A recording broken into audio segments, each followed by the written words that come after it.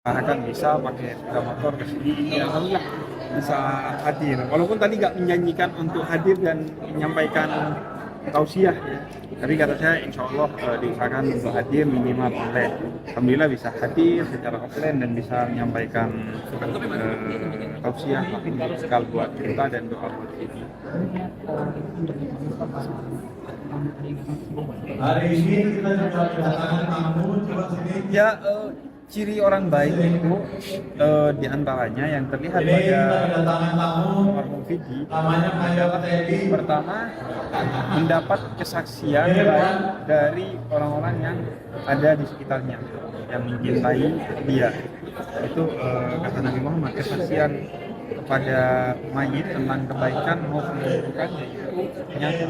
Karena itu mereka yang datang dan memberikan kesaksian baik itu tentu ini salah satu simbol tentang betapa baiknya almarhum Fidi Aldian. Kemudian bahkan sampai hari ke-40 masih antusias dan mungkin seterusnya akan tetap antusias. Dan yang kedua ya menurut saya tepat langkah keluarga ketika membuat satu hal bahwa Fidi tetap hidup, karena itu juga ciri orang-orang baik, bahwa ketika wafat dia tetap hidup dalam semangat, dalam karya dan dalam kebaikan. Alhamdulillah almarhum Fidi bisa membuat ratusan orang di offline, kemudian ribuan orang di online untuk berkumpul, bersilaturahmi, makan bersama, itu juga kebaikan dan mendoakan untuk almarhum Fidi. Dan yang paling penting juga membuat kita jadi ingat mati. Itu yang paling penting. Itu nasihat terbaik untuk kita dari Fidi. Pelajaran bagi kita dari Fidi adalah hiduplah sebaik-baiknya, walaupun kita tidak baik-baik saja, sedang sakit, dan ketika wafat wafatlah dalam keadaan terbaik dengan selalu ingat wafat ketika kita hidup, karena itu nasihat terbaik bagi kita. Jadi kalau mau memberikan kado terbaik bagi Fidi ya jadi lebih baik kita dengan ingat mati, karena itu pahalanya akan mengalir kepada Fidi, bahwa Fidi telah mengingatkan kita agar ingat mati. Almarhum kan dekat banget ya sama mungkin almarhum seperti apa kan sering podcast bareng kita.